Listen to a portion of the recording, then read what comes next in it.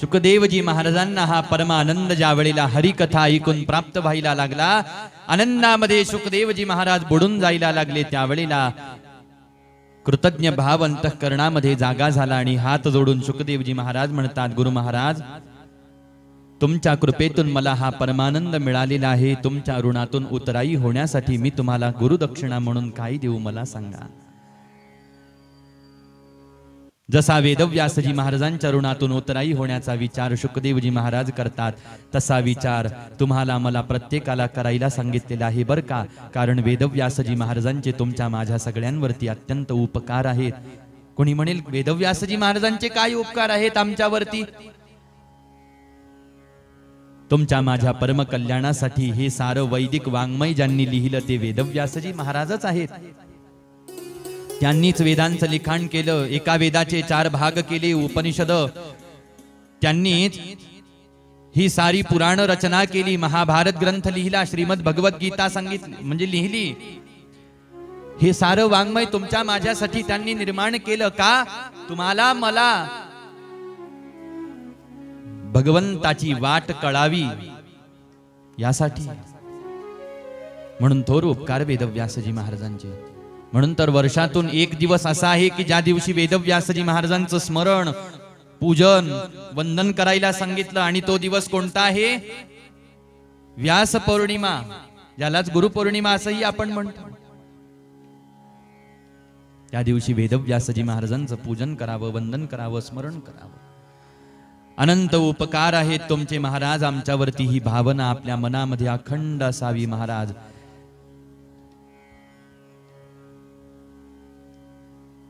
शुकदेवजी महाराज ही ऋणातून उतराई होण्याचा विचार करतात. आपल्यालाही करता आला पाहिजे. कुणाकुणाचं ऋण माणसावरती असतं, जीवावरती असतं. एक असतं देव ऋण, एक असतं पितृ ऋण, आणि तिसरं आहे ते ऋषी ऋण. देव ऋणातून उतराई होण्यासाठीच आपल्याला देवतांचं अर्चन, पूजन, वंदन, यज्ञ, यागादी कर्म इत्यादी सांगितलेलं आहे. पितृ ऋणातून उतराई होण्यासाठी गृहस्थाश्रमामध्ये प्रवेश करावा.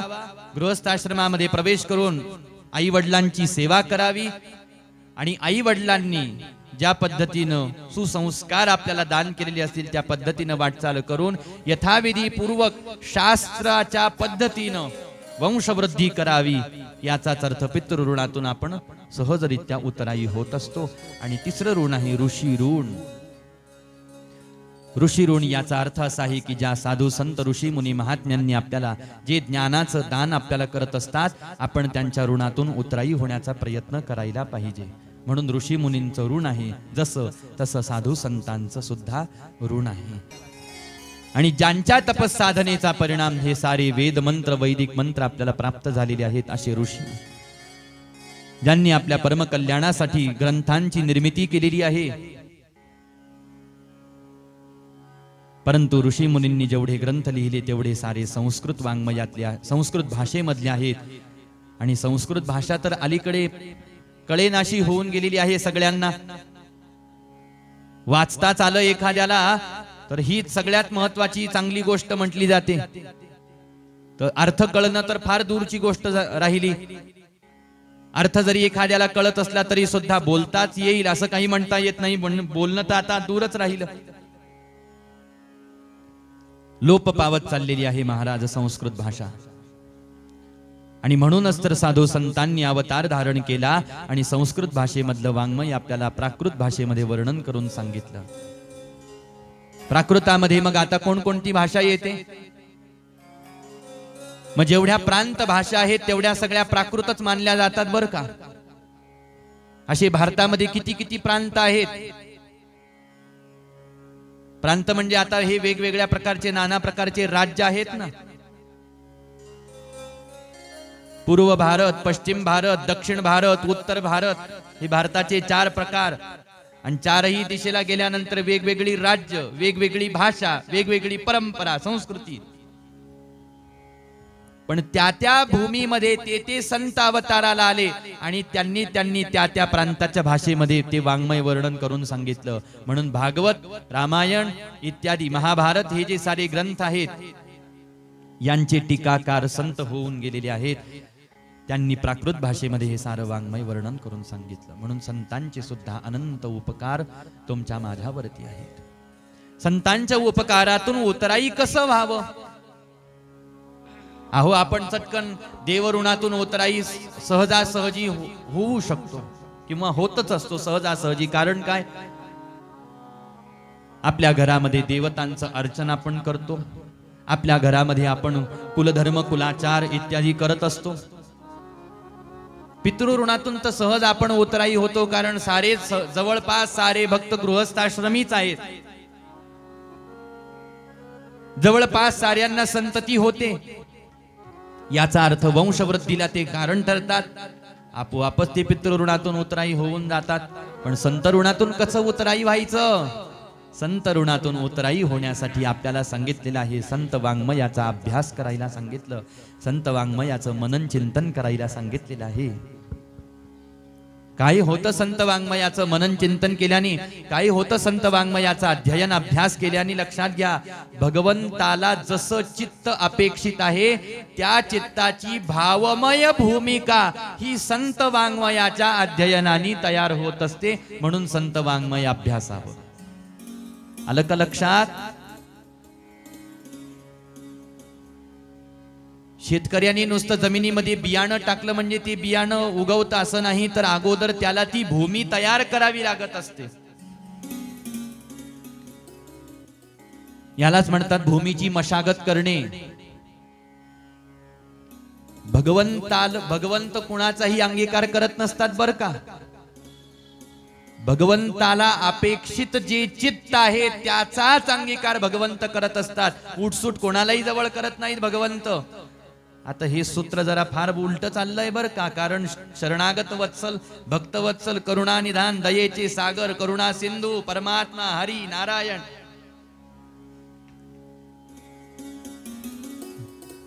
आम्ही तर असं ऐकलंय, भगवंत सगळ्यांना पदरात घेतात, सगळ्यांना पदरात घेतात, सगळ्यांना पदरात घेतात. कारण तो देव आहे, तो कोणाला दूर लोटत नाही. हे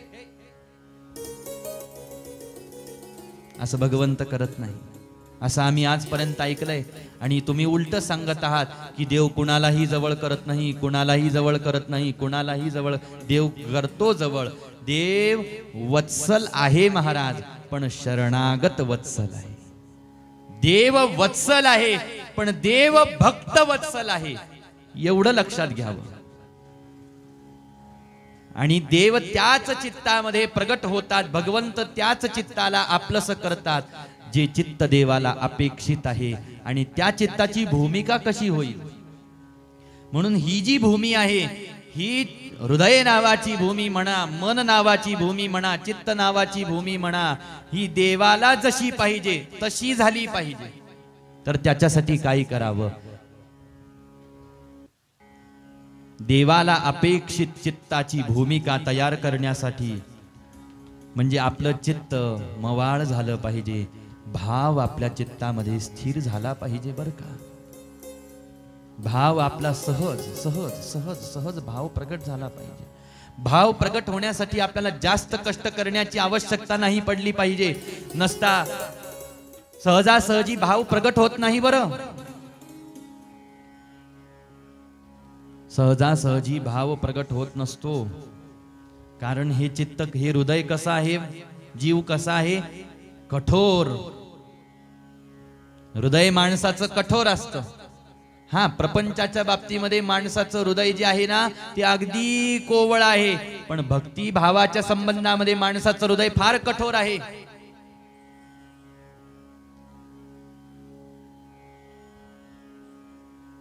भक्तिभावाच्या संबंधामध्ये माणसाचं हृदय अत्यंत कठोर. म्हणून तर सहजासहजी भाव प्रगट होत नाही. भाव प्रगट होणं म्हणजे काय? थोडक्यामध्ये भाव प्रगट होत नाही भक्तीचा. याचाच अर्थ हृदय पाण्यासारखं प्रवाहित झालं पाहिजे, द्रवीभूत झालं पाहिजे, मवाळ झालं पाहिजे. होतं का? नाही होत. देवाला ऐकल्याबरोबर, देवाला पाहिल्याबरोबर आणि देवाला गायल्याबरोबर प्रेमाश्रू डोळ्यातून वाहिलेच पाहिजे.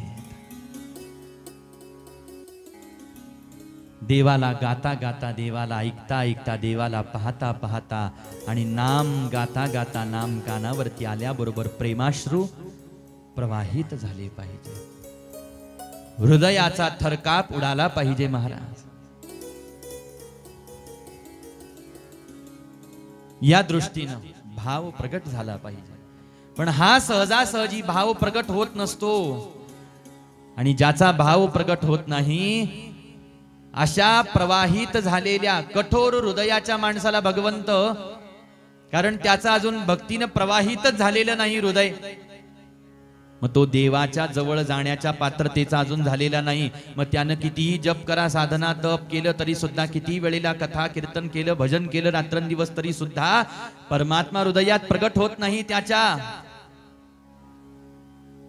कधी काळी हे सगळं केल्याच्याच परिणामाने भाव जागा होतो ही गोष्ट वेगळी आहे। पण आज या क्षणाला काय आहे?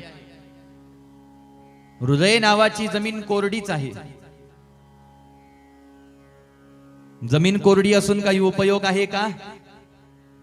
त्याच्यासाठी भावाचा, भक्तीचा ओलावा पाहिजे आणि हा हृदयाला हा ओलावा मिळावा, हृदय प्रवाहित व्हावं, सहजासहजी भाव प्रगट व्हावा। याला कारण आहे वाङ्मय, याला कारण आहे वाङ्मय। कोणतं वाङ्मय? या जगात पुस्तकं भरपूर आहेत बरं, पण ग्रंथ वेगळे, पुस्तक वेगळे, गोष्ट वेगळी, कथा वेगळी, कादंबरी वेगळी, कथानक, नाटक, ललित काव्य। आता भक्ती भावाचा जर का विचार केला तर मनाला रंजन करणारे ललित काव्य, नाटक, कथानक, कादंबऱ्या या जगात भरपूर पडलेले आहेत। याला लिहिणारे लेखकही भरपूर आहेत। कादंबरी उघडून पाहावी महाराज, किती अलंकारिक भाषा असते कादंबरी मध्ये। बसलेल्यापैकी कोणी कुठली कादंबरी वाचलेली आहे का कधी? कादंबरीमध्ये किती अलंकारिक भाषा असते, नाना प्रकारचं चित्र तिथं साकार केलं जातं, ती त्याची काव्य कल्पना आहे, लिखाण उत्तम आहे, पण ते भक्तिभावाला पोषक नाही। म्हणून साधकांचं चित्त त्याच्याकडे वळत नाही, साधकांचं चित्त त्याच्याकडे आकर्षित होत नाही। म्हणून तर असं आहे पहा, या जगामध्ये पुस्तकं वेगळी आहेत आणि ग्रंथ संपदा, यालाच म्हणतात वाङ्मय। हे वाङ्मय कुणाचं असतं? वाङ्मय संतांचं असतं।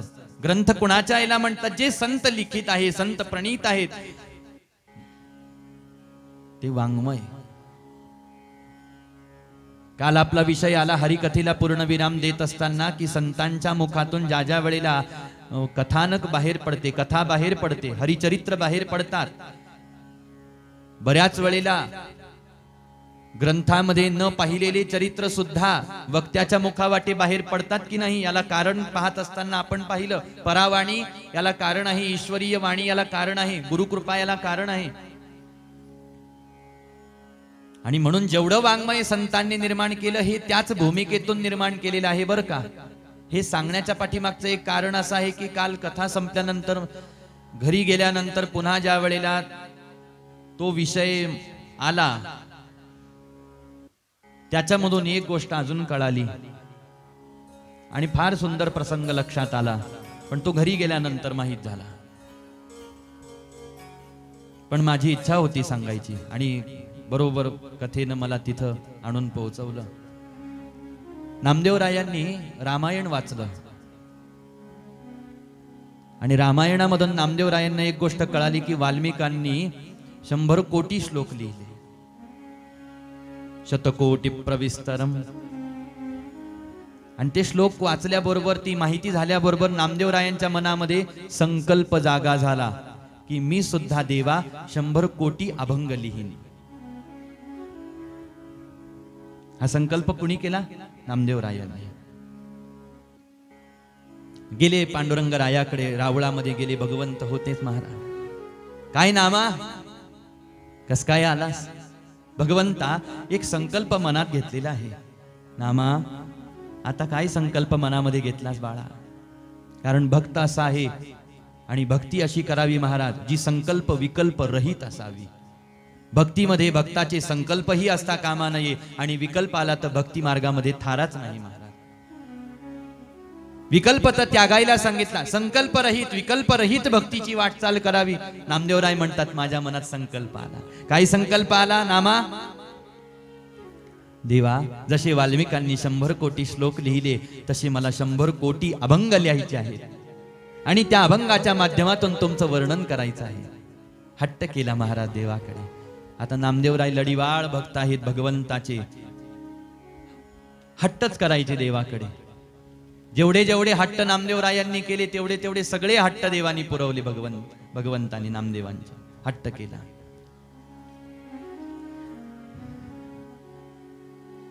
देवाला काळजी भक्ताची. आणि लीला पहा कशी करतात भगवंत.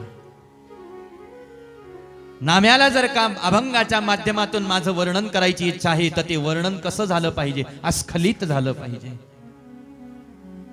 भगवंत सरस्वती आई साहेबांना बोलवतात.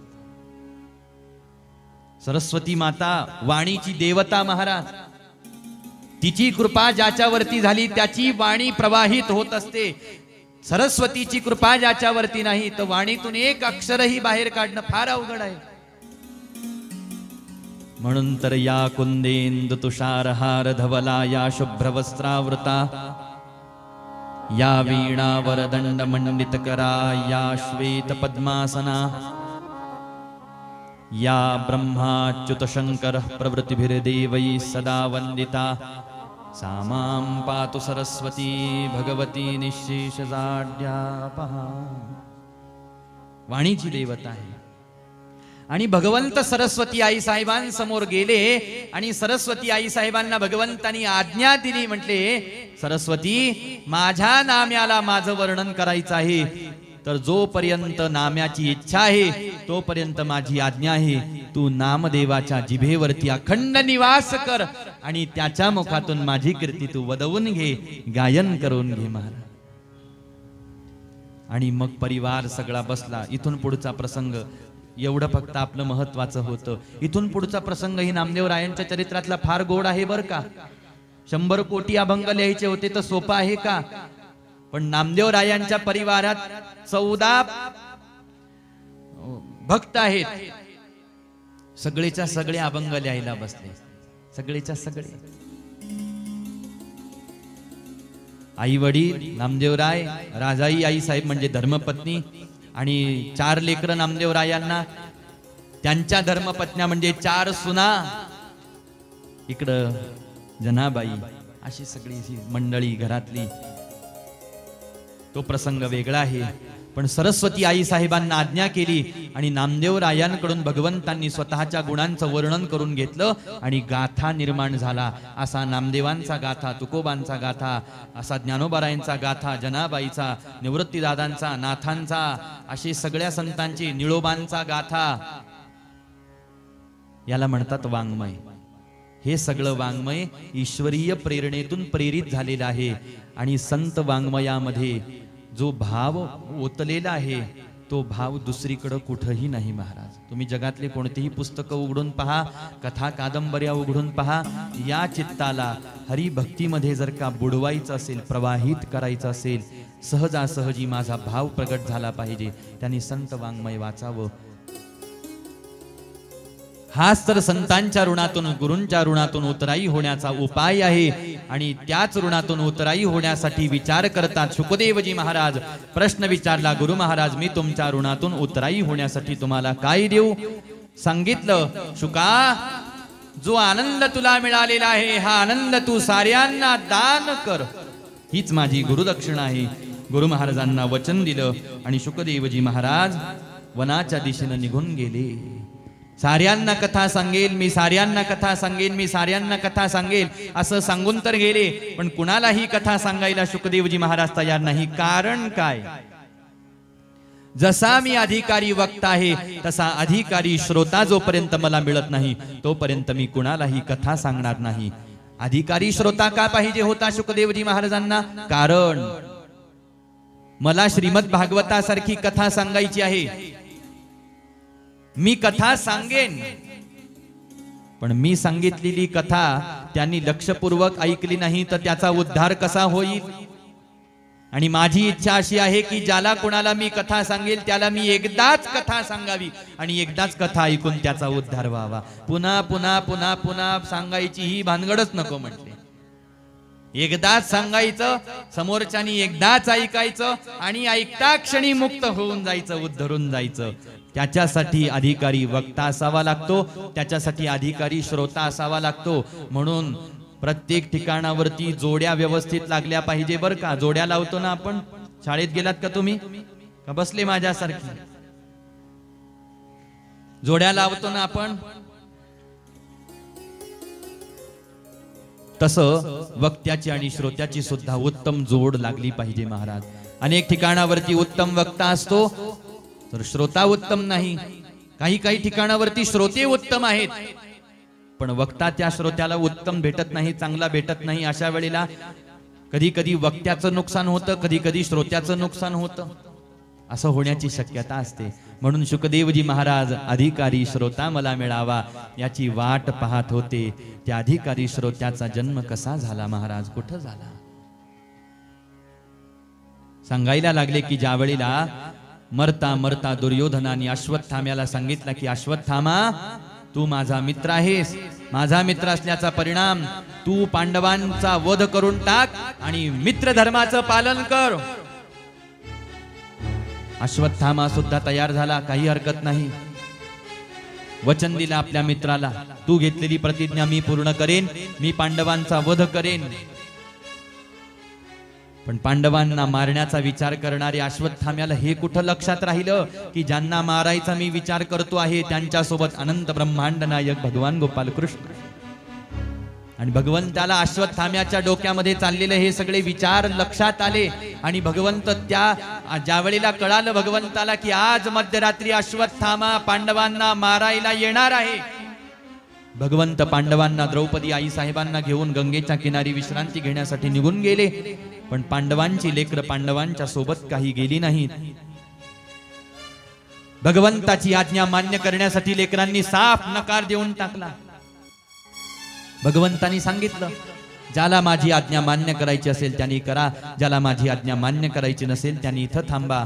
आणि लेकरं कुठं ऐकतात, ते तिथंच थांबले.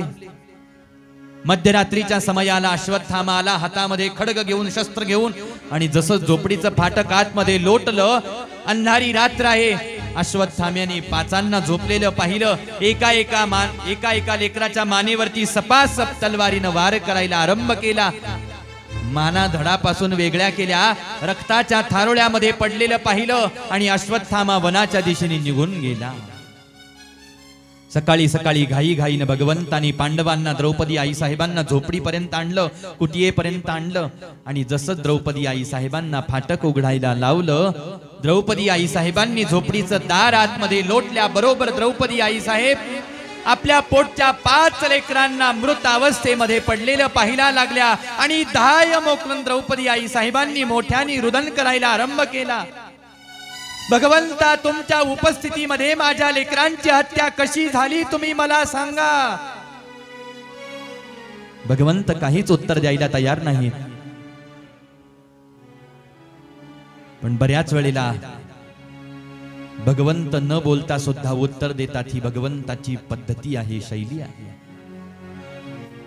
भगवंताच्या न बोलण्यामध्ये सुद्धा एक उत्तर होतं, द्रौपदी जो माझी आज्ञा मान्य करत नाही त्याचं रक्षण मी करत नसतो.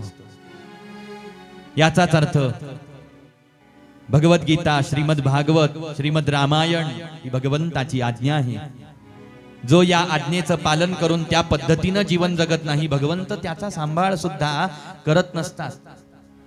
त्याला त्याच्या परिस्थितीवरती सोडून देत असतात. बाबा रे, तुला माझी आज्ञा मान्य करायची नाही, स्वतःच्या मनाने तुला जीवन जगावं वाटतं आहे, आता जग, तुला जसं जगायचं. संकट आलं तर माझ्याकडे वळून पाहू नको, कारण मी त्याचा वाली नाही, रक्षण करता नाही. हे भगवंताचं धोरण आहे बरं का.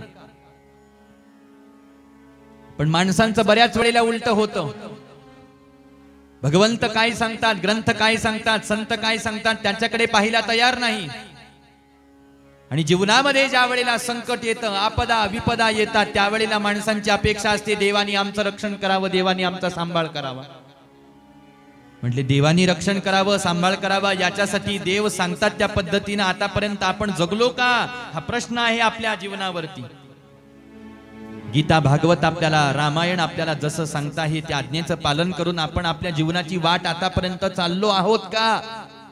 जो चालला असेल भगवंत त्याचा सांभाळ करतात. पांडवांच्या लेकरांचा सांभाळ नाही झाला, पण अर्जुनजी महाराजांना मात्र लक्षात आलं की अश्वत्थाम्याने माझ्या लेकरांची हत्या केलेली आहे. वनामध्ये जाऊन पोहोचला, अश्वत्थाम्याला पकडून आणलेला आहे द्रौपदी आई साहेबांसमोर आणि प्रश्न विचारला, द्रौपदी, ज्याने तुझ्या 5 लेकरांची हत्या केलेली आहे तो अश्वत्थामा तुझ्या समोर उभा आहे, सांग याला काय शासन करू. द्रौपदी आई साहेबांनी अश्वत्थाम्याकडे पाहिलं आणि हात जोडून विनंती केली, अर्जुनजी महाराजांना, तुम्ही अश्वत्थाम्याला क्षमा करा. द्रौपदी, अश्वत्थाम्याला क्षमा करायला तू का सांगत आहेस. कारण मुच्यतामेष ब्राह्मणो नितराम गुरुः मारोदिदस्य जननी गौतमी पतिदेवता. ज्या अश्वत्थाम्याला तुम्ही मारण्यासाठी तयार झालेला आहात हा ब्राह्मण पुत्र आहे. याची हत्या तुमच्याकडून झाली तर ब्रह्महत्या तुम्हाला लागेल. अश्वत्थामा तुमच्या सद्गुरूंचा, गुरु द्रोणाचार्यांचा पुत्र आहे. याची हत्या तुमच्याकडून जर का झाली तर गुरु हत्येचं पातक तुम्हाला लागेल. गुरु द्रोणाचार्य युद्धामध्ये मरण पावलेले आहेत. त्यांचा हा एकुलता एक पुत्र आहे. याची हत्या जर का तुम्ही केली तर त्याची आई गौतमी कुणाच्या सहाऱ्याने आपलं म्हातारपण जगेल आणि पुत्र वियोगाचं हे दुःख ती कसं सहन करेल. द्रौपदी, तू तुझ्या दुःखाचा विचार करायला तयार नाही आणि तिच्या दुःखाचा काय विचार करते आहेस. भगवंत म्हणायला लागले, अर्जुना, द्रौपदी माझी भक्त आहे. पण अर्जुनजी महाराज पडले संभ्रमामध्ये. भगवंता, तुम्ही सांगा मला आता मी काय करू. द्रौपदीच्या माध्यमातून द्रौपदी भक्ती धर्म मला सांगते आहे की अश्वत्थाम्याची हत्या करू नका म्हणून, परंतु माझा क्षात्र धर्म मला सांगतो आहे की ज्याच्याकडून अपराध घडला त्याला शासन होणं नितांत आवश्यक आहे. मी काय करू तुम्ही मला सांगा. कार्पण्य दोषोपहत स्वभाव पृच्छामि त्वां धर्म सम्मूढ चेता यच्छ्रेयस्या निश्चितं ब्रूहि तन्मे शिष्यस्तेहं शादिमान् त्वां प्रपन्नम. जीवनामध्ये ज्या वेळेला द्वंद्व उभं राहतं महाराज, काय मार्ग आपण जीवनामध्ये निवडावा हा संभ्रम ज्या वेळेला एखाद्याच्या अंतःकरणामध्ये, भक्ताच्या अंतःकरणामध्ये उभा राहतो, त्यावेळेला अनन्य भावाने हरीच्या समोर जाऊन उभं राहावं. जशी अर्जुनजी महाराज आपल्या जीवनामधला एक एक एक एक निर्णय हा भगवंताला विचारून घेत आहेत. युद्ध मला करावं वाटत नाही, तुम्ही करायला सांगत आहात. द्वंद्व उभं राहिला, करावं काय, करावं काय, करावं काय. युद्ध संपन्न झालं. आज पुन्हा एक वेळेला जीवनामध्ये द्वंद्व परिस्थिती उभी राहिलेली आहे. करावं काय. एखाद्या वेळेला जीवनामधल्या कठीण परिस्थितीचा निर्णय जर का आपल्याला घेता येत नसेल तर भगवंताकडून आपल्याला कशा प्रकारचा संकेत प्राप्त होतो आहे त्या संकेताकडे आपण लक्ष केंद्रित करण्याचा प्रयत्न करणं फार आवश्यक असतं बरं का. आणि असं कधीही कोणी समजू नये की भगवंत, नियती, प्रारब्ध आपल्याला संकेत करत नसतं, असं कधीही कोणी समजूत काढता कामा नये. एक सिद्धांत असा आहे की जीवनामध्ये होणाऱ्या घटनेचं अनुमान अंतःकरणाला अगोदरच लागत असतं, फक्त ते आपल्याला कळत का नाही, कारण आपण तेवढे अंतर्मुख झालेलो नसतो, म्हणून आपल्याला ईश्वरीय संकेताची जाणीव होत नसते. गोपाल कृष्ण भगवान की जय. म्हणून यदा कदाचित संभ्रमावस्था उत्पन्न झाली तर भगवंताकडून मार्गदर्शन प्राप्त करून घेण्याचा प्रयत्न करावा. त्याच्यासाठी हा श्लोक अत्यंत महत्वाचा आहे. कार्पण्य दोषो पहत स्वभाव पृच्छामि त्वां धर्म सम्मूढ चेताः यच्छ्रेयस्यां निश्चितं ब्रूहि तन्मे शिष्यस्तेहं शाधिमां त्वां प्रपन्नम. तुम्ही मला मार्ग दाखवा. अर्थात अधिक त्यावरती चिंतन न करता भगवंताला प्रश्न विचारला. भगवंतानी सांगितलं तू या अश्वत्थाम्याला जिवंतही सोडू नकोस, मारूही नकोस. आणि अश्वत्थाम्याचा अपमान अर्जुनजी महाराजांनी या प्रसंगामध्ये केला. वनाच्या दिशेने अश्वत्थाम्याला हाकलून दिलं, पण अश्वत्थाम्याला पावलो पावली अपमानाचं दुःख वाटायला लागलं. पण दुसऱ्या बाजूला आनंद सुद्धा होत होता. कशाचा? पांडवांची लेकरं मारल्याचा आनंद अश्वत्थाम्याला. मी पांडवांचा वंश नाहीसा केला, मी पांडवांचा वंश नाहीसा केला, मी पांडवांचा वंश नाहीसा केला. पण एका मित्रांनी अश्वत्थाम्याला सांगितलं पांडवांचा वंश नाहीसा नाही झाला. अभिमन्यूची धर्मपत्नी उत्तराईच्या उदरामध्ये अभिमन्यूचं बाळ, उत्तरेचं बाळ वाढत आहे. आणि पांडवांचा तो एकुलता एक कुलदीपक आहे, ज्याचा अजून जन्म होणार आहे.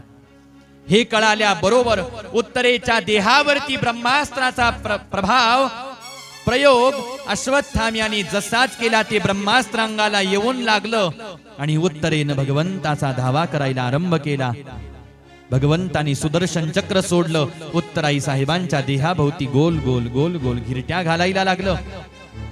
पण ब्रह्मास्त्र लागल्यानंतर धावा केलेला होता, म्हणून बाळावरती त्याचा प्रभाव होण्याची दाट शक्यता होती.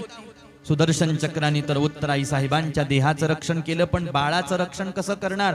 म्हणून भगवंतानी अंगठ्या एवढं रूप घेतलं आणि उत्तराई साहेबांच्या उदरामध्ये प्रवेश केला. आणि बाळाच्या भोवती चतुर्भुज रूप धारण करून भगवंत गोल गोल गोल गोल गोल गोल गिरट्या घालायला लागले. उदरामधलं ते बाळ भगवंताच्या सुंदर रूपाकडे एकटक पाहायला लागलं. ज्या वेळेला ब्रह्मास्त्राचा प्रभाव कमी झाला त्यावेळेला भगवंत पुन्हा एक वेळेला अंतर्धान झाले. यथा योग्य समयाला उत्तराई साहेबांनी ज्या बाळाला जन्म दिला त्याच बाळाचं नाव परीक्षिती असं ठेवलं गेलं.